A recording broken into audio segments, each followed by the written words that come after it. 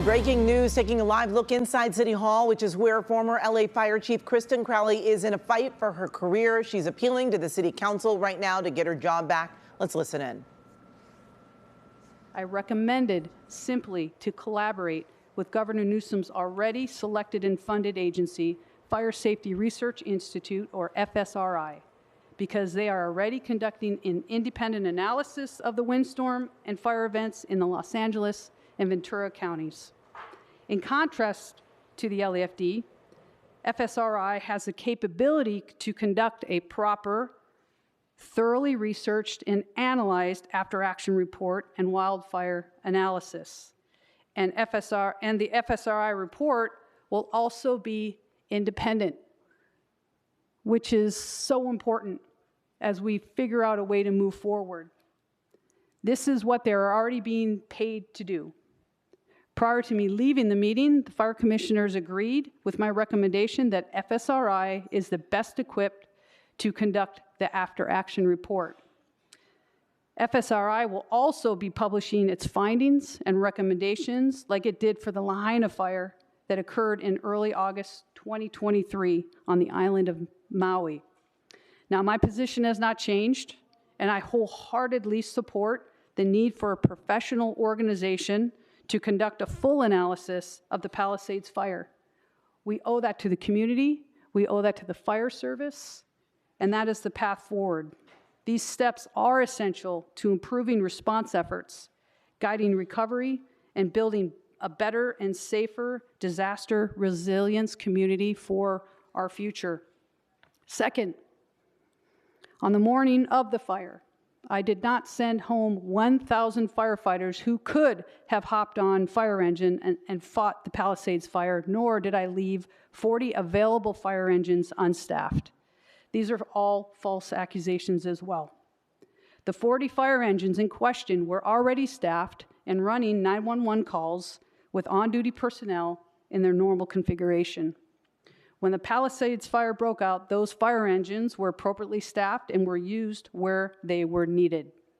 Additionally, at 0800 hours on January 7th, 2025, the LAFD pre-deployed 24 engines, 3 battalion command teams, 5 brush patrols, 2 water tenders, additional air operations personnel, and additional dispatchers. These 128 pre-deployed and augmented personnel were strategically placed in wildfire-prone areas across the entire city, near multiple freeways to ensure a rapid response. Our actions were based on the recommendations of our subject matter experts, the LAFD's emergency operations staff. As for the 1,000 firefighters who allegedly were sent home prior to the fires, we did not have enough apparatus to put them on. Because of the budget cuts and lack of investments in our fleet maintenance, over 100 of our fire engines, fire trucks, and ambulances sat broken down in our maintenance yards, unable to be used to help during one of the worst wildfire events in our history. And third, it is also a false allegation that we failed to notify the mayor's office about the upcoming weather event. I stand by our previous statements about this. The LAFD engaged in all of its standard communications, including emailing 2 separate media advisories, conducting multiple live and recorded media interviews about the predicted extreme weather and fire danger, and also notifying city officials about the upcoming weather events. The Emergency Management Department also plays a key role in notifying the mayor's office and city officials. And the mayor's office itself also set out multiple media messages prior to the fire's warnings about the expected destructive and potential life-threatening windstorm. It is never the wrong time to do the right thing and to speak the truth.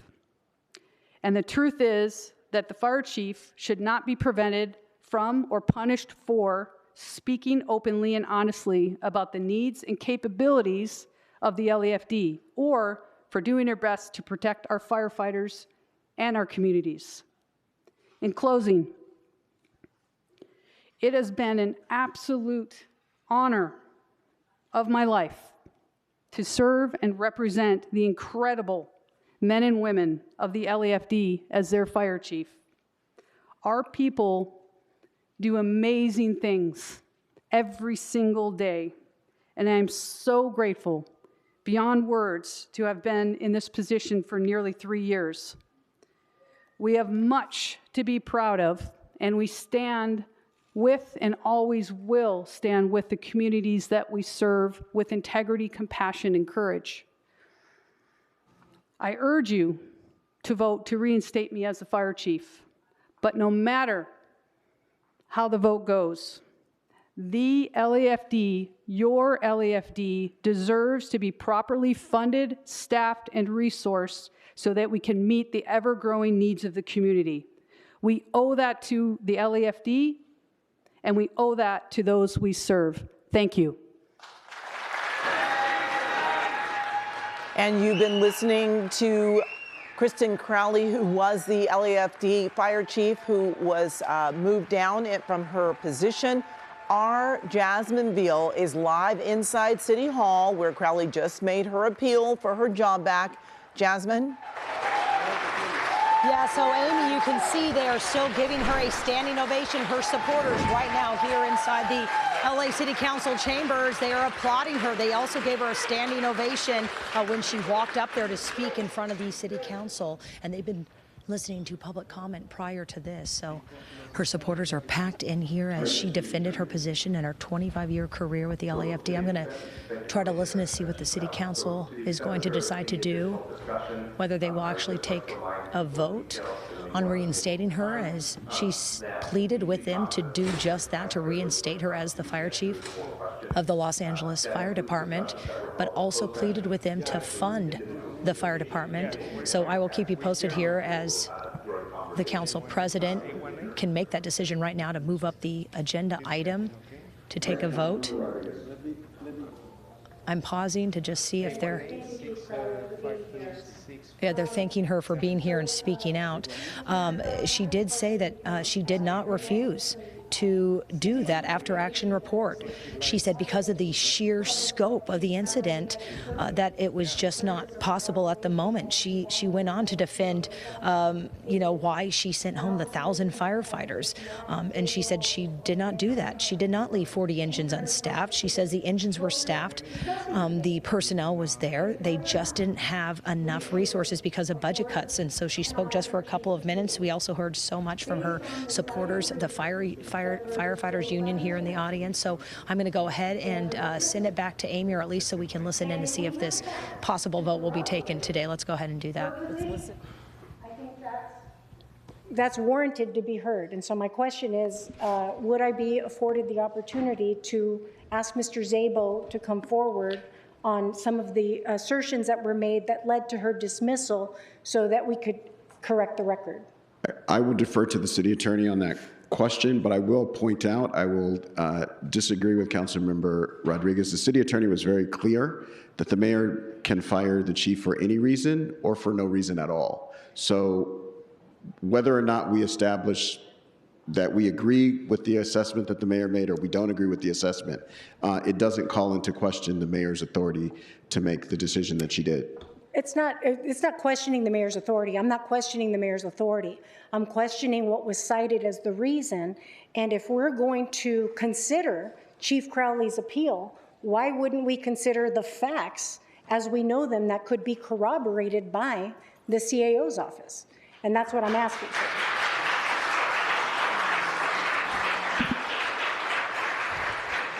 So again, it's fine to do that. I just want to be clear that even if you were to discredit every one of the reasons, it does not in any way shade the mayor's authority in this regard. But we'll call the city administrative officer up to take the questions that you have, and we'll excuse Ms. Crowley from the table at this time.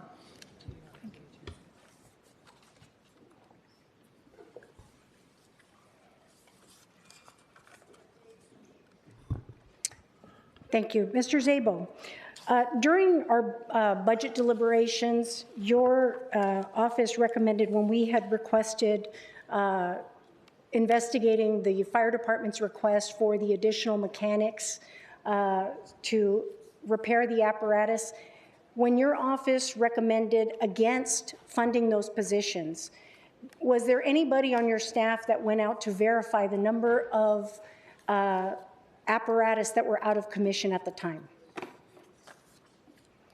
I'm looking at a memo dated May 8th, 2024, that your office does not recommend the department's requests for the additional positions. I don't believe so. Matt Szabo, City Administrative Officer. The recommendation in the budget memo would have been related to the fact that the positions that were eliminated were vacant positions, and many of them had been vacant for some time.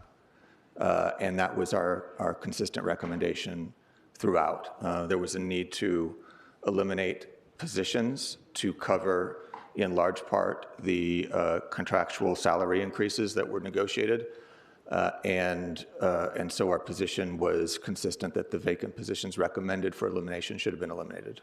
Okay, so there wasn't confirmation of the fact that there were, in fact, a number of apparatus that were out of commission, and there wasn't any independent verification from your office recommending that the chief's request for those staffing positions because they were vacant.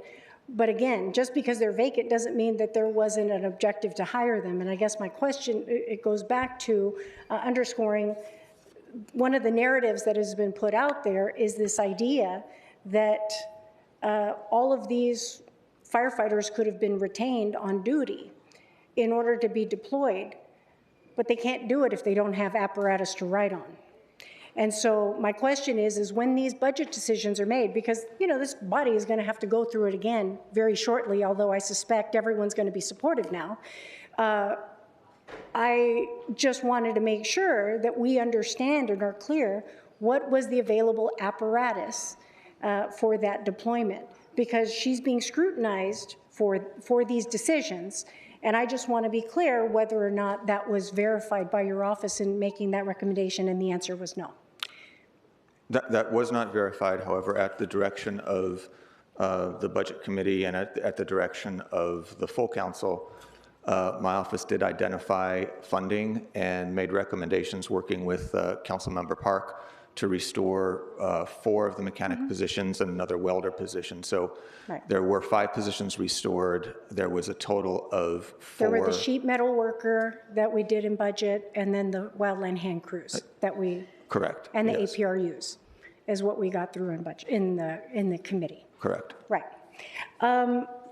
Today in Budget Committee, there is a recommendation from your office that is going to budget for a $150,000 expenditure for an after-action report.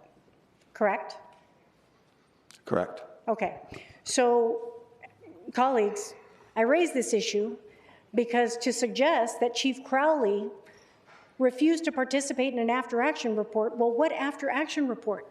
We're just now having that conversation in budget today with $150,000 recommended expenditure to conduct an independent study of the events.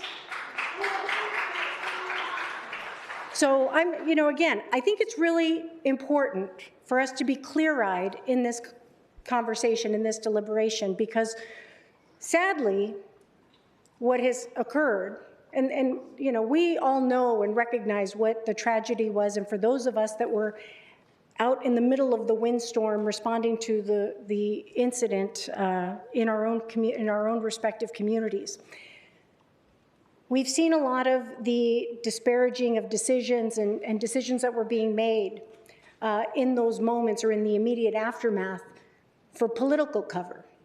But I think it's really important for us to be grounded in fact when we talk about the disparagement of a nearly 30-year career in the fire service.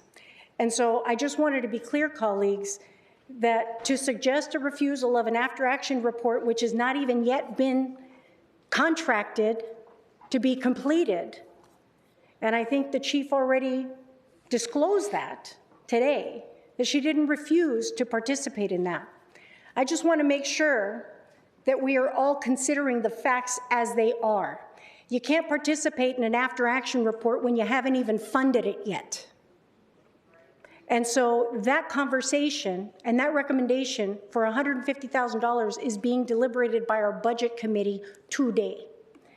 And so I just want to be clear, because Mr. Harris-Dawson, as you and I recall in the after-action reports that we did with LAPD after the civil unrest, after George Floyd, we spent money. You know it takes many months for that. So to suggest an unwillingness to cooperate, for me, ran amiss from procedurally how these after-action reports are conducted. But I just wanted to clear the record and demonstrate, colleagues, that citing these issues is problematic and disparaging of a well-documented and decorated career for an individual that has honorably served this city for nearly 30 years.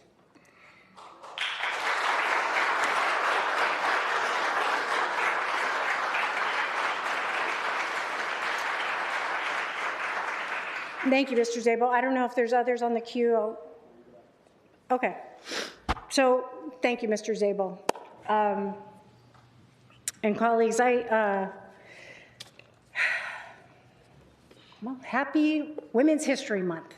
I never thought that this would be the kind of history that we would be making today. This has been really tough to watch for so many reasons. Because what we're relying on is an environment of political expediency overshadowing the service of a decorated civil servant, someone who has dedicated her life and has ascended the ranks to become the head of the Los Angeles City Fire Department, something that many women have struggled to be able, a career path that many women have never been welcomed to be part of for many, many years.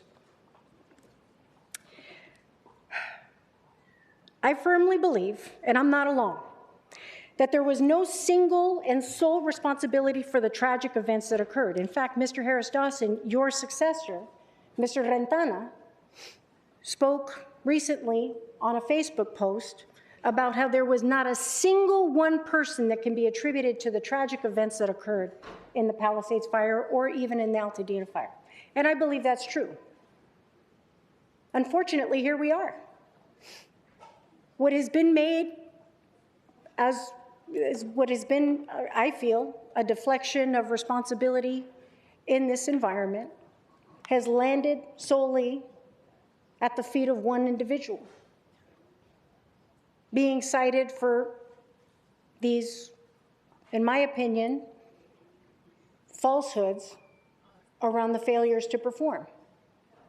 Because we just established an after-action report hasn't even been funded yet, for her to even be part of, and the apparatus wasn't available for firefighters to be deployed.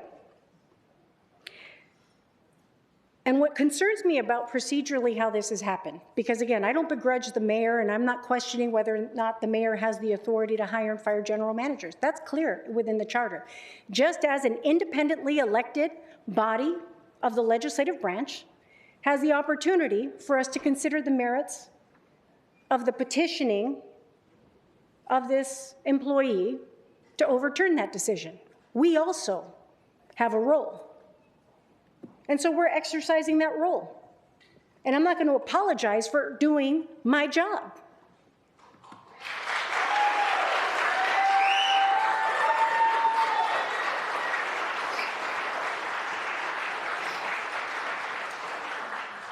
It was not long, it was just maybe a couple of hours ago that it was even suggested to me that if I was prepared to accept the political ramifications of doing what I am doing right now.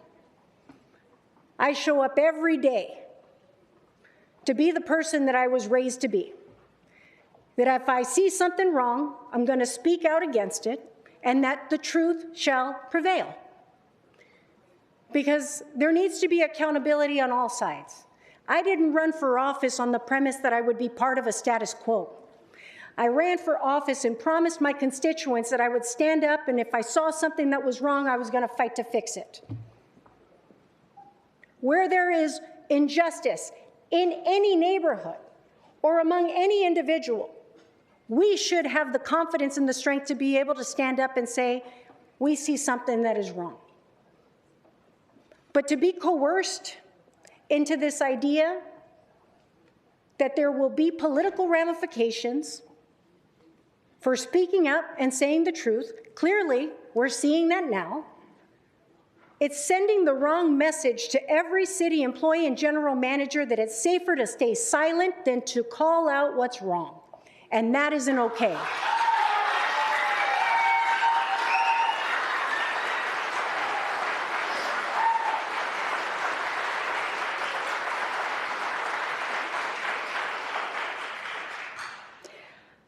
I just want to simply say to the men and women of the LA City Fire Department, you are respected and valued. And we know as a number of our city employees are working with a lot of deficiencies in support. We know this to be the case.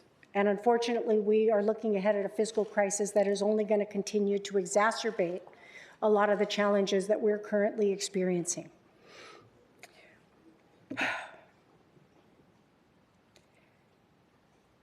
But scapegoating and pointing fingers is not going to aid us in correcting these shortcomings.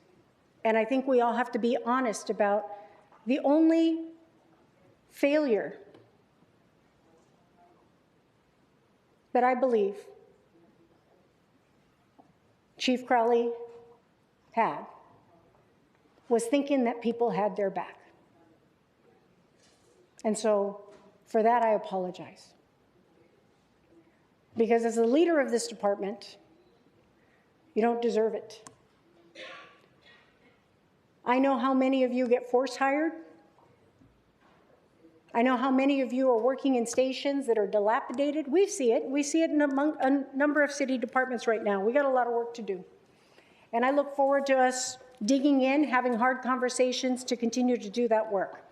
But what I won't stand by and do is allow false narratives to be used and levied against an individual who clearly is not deserving of it for the purposes of that individual I saw working 24/7 from the moments those fires are even preceding the fires erupting. On January 7th at 10:30 p.m., when I was en route to the Hearst Fire command post, I got a call from Chief Crowley, making sure that I had all the details of what was happening in my own community and the potential threats for evacuations. I got the call. So when people tell me that they're not getting the call, I don't understand, because my experience reflects otherwise. So, colleagues, I believe that it is inherent upon us as leaders to make difficult decisions, whatever the political ramifications are. I don't give a damn. I believe it's important to let the truth prevail.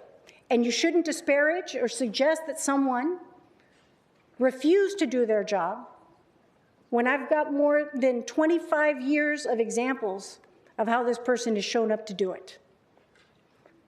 So, colleagues, I ask that we honor the appeal of Kristin Crowley and reinstate her as fire chief for the Los Angeles Fire Department. And for the record, is there a second to this motion?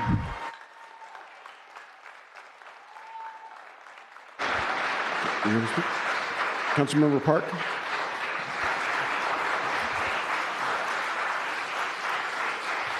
Councilmember Park.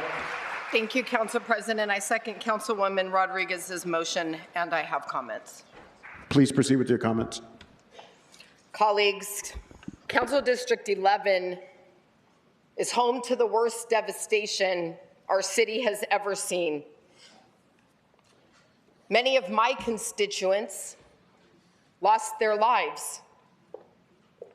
Thousands of families lost their homes, while businesses, our schools, our parks, our library, and our places of worship were decimated, destroying the fabric of our community.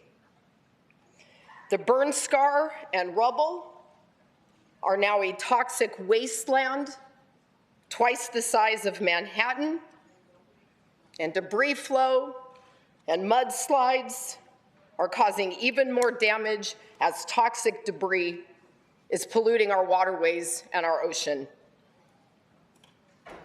If anyone deserves answers, it's the people of the Pacific Palisades and me. As a city, we owe them answers. We owe ourselves answers. And we'll get them. We deserve to know how and whether our emergency operations plans were followed and whether EMD protocols were followed. Who made the decisions about how to prepare and when? Because just like my constituents, I am deeply disturbed by reports of underdeployment in the Pacific Palisades, where there had been a fire just days before. We deserve to know who made that decision and why. We also deserve to know why the Palisades evacuations turned into chaos and gridlock, in addition to why America's second largest city didn't have water in our fire hydrants to respond to an emergency.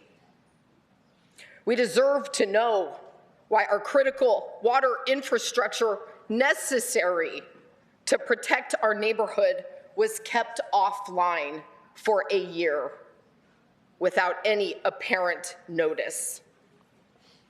We deserve to know how many homes burned on Wednesday and Thursday, and how many more families became victims of failed infrastructure and the lack of resources. These are questions that go beyond one department. They touch our entire city, from top to bottom.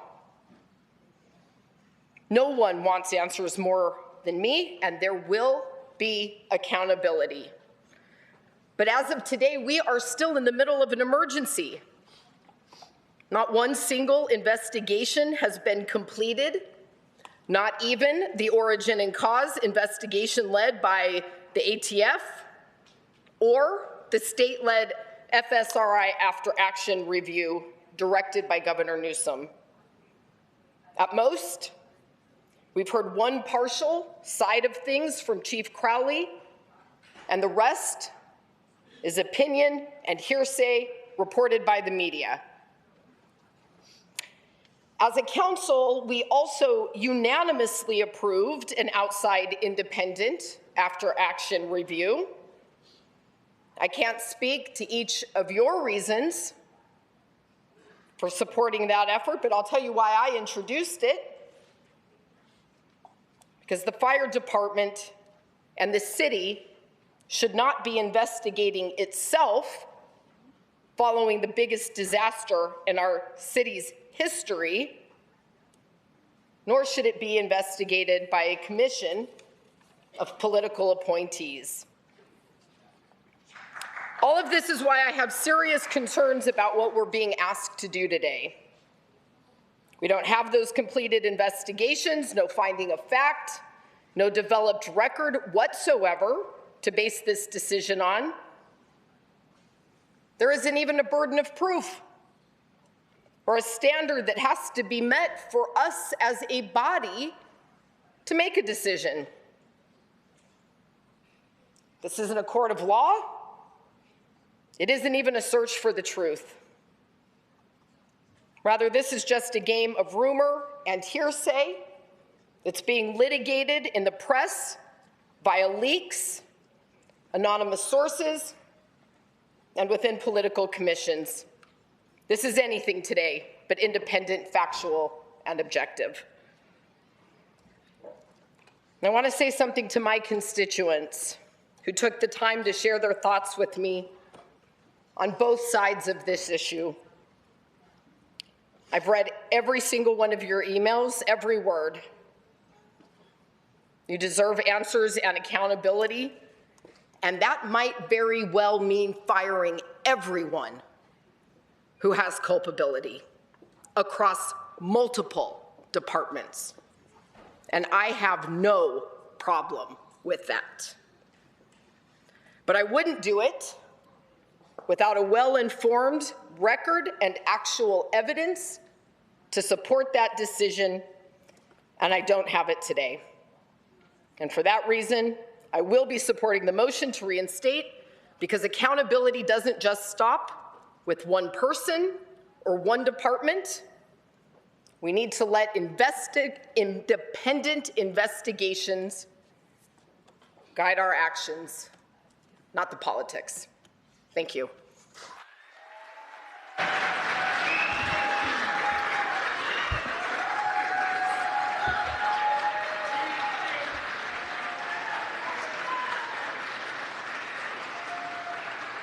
Councilmember Padilla.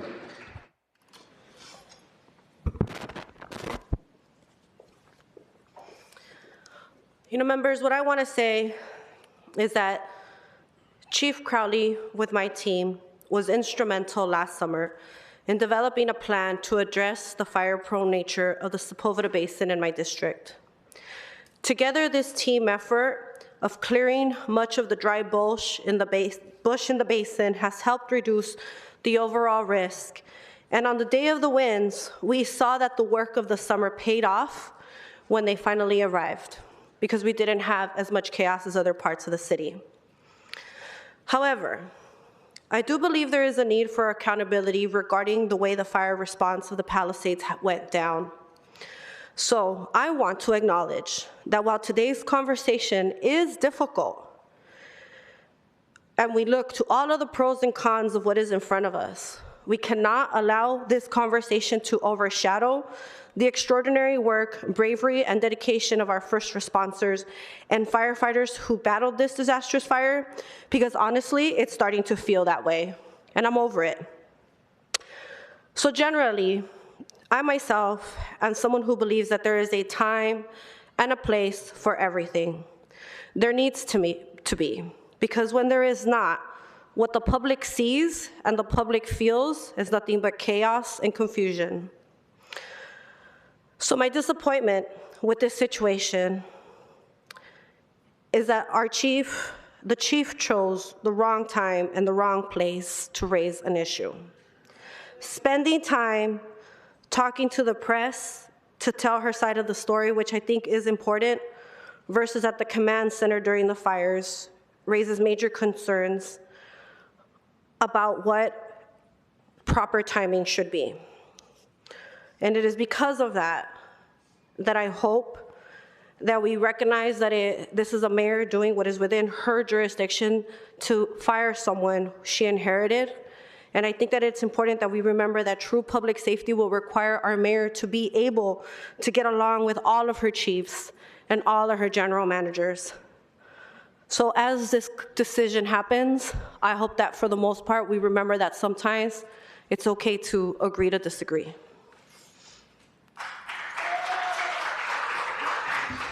Councilmember McCosker. Thank you very much, Mr. President. We've been urged correctly to put public safety as the highest and first priority. I want to reground myself on making sure that we put public safety first as the highest priority.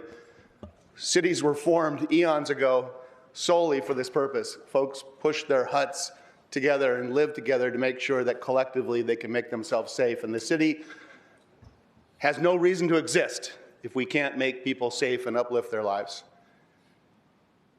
I want to thank the chief for coming today and giving such powerful testimony. I want to thank the public for coming and giving testimony. As a son of a UFLAC household, I want to thank the union for giving such powerful testimony. You know, in the nearly 40 years I've been around this, and certainly 20 years I've been close to it, in and out, it's true that no fire chief has been more effective, and no fire chief has come close to being an advocate for the women and men of her department.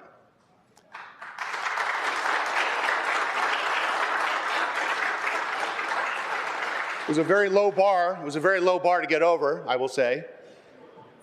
Most chiefs spend their time, that's how they become chiefs, spend their time looking up above themselves and trying to please the mayor. So it's very brave to speak out. And I acknowledge that, and I'm honored by that. And I'm really, really honored that the rank and file are looking up into management and saying that they support that sort of thing and want to see that in the future. And the chief has had her effect on this department. I think those mechanics wouldn't have happened without the chief's advocacy. The hand crew wouldn't have happened without the chief's advocacy. I think there's a long way for us to go. But I will say, having been around this for a long time, again, in and out of city service, the mayor has her power. The council has its responsibility. The mayor exercised her power. The council is facing its responsibility today. I will also say that I've lived through circumstances where a mayor and the head of a public safety unit didn't see eye to eye. And I'm not qualified to say whose fault that was. And I'm not even qualified or charged with the responsibility of deciding who's right and who's wrong, because at the basic core of our job is to ensure public safety. And a good friend of mine reminded me today that our vocation, our mission, is that all of us have that same mission to provide for public safety. And quite often, maybe always, the mission is larger than ourselves. The mission is larger than ourselves. And I shouldn't turn to firefighters when I say that, I should turn to us, because firefighters know that. And the mission of providing public safety and ensuring that going forward, we can provide for a safe and effective and functional city will require a tough choice. The most politically expedient thing for a guy like me would be to say the union's right. And we should force two people to work together who may not be able to work together. But I've lived through that. It can be disastrous. And so, with a very, very, very heavy heart, I will say that I'm going to put the goal of public safety and a functional city above what might be more politically expedient for me. Because sometimes we need to risk our jobs to do our jobs. And I think our role here is to make sure that we can move forward. And with very heavy heart, I'm going to support the power of the mayor in this matter and say that very often doing the right thing comes with a sacrifice. Very often. And this is one of those circumstances. We owe it to people that this government can be functional off into the future. And I think the way to make our government functional is to avoid a circumstance where we have an executive officer and the head of a department that can't work together. So thank you, members. Thank you. Councilmember Lee. Mr. President, I'd like to move that we receive and file this item. All right, it's been moved and seconded. Any other discussion? Mr. President, for the record, the motion to receive and file is introduced by Councilmember Lee and seconded by Soto Martinez and Price. Councilmember Soto Martinez. Thank you so much, Council President. I would like to call the question on this item. All right. The question is before us. Mr. Lee, seconded by, Mr. Clark, who's the seconder? Mr. Mr. Price? President, Councilmember Lee's motion to receive and file was seconded by Soto Martinez and Councilmember Price. All right, let's open the roll on that item. And Mr. President, if we may take a vote on the call to question. All right. And was there a second on the motion to call the question? Mr. Price. Mr. Price? Okay. So because not everybody has had the opportunity to speak twice, it will require 10 votes to successfully call the question on this. All right, let's open the roll on calling the question. Close the roll, tabulate the vote. 13 ayes, 2 noes. All right. The council may now consider a motion Lee, Soto Martinez, Price to receive and file the matter. All right, let's open the roll on that matter. Close the roll, tabulate the vote. 13 ayes, 2 noes. This matter is received and filed. All right,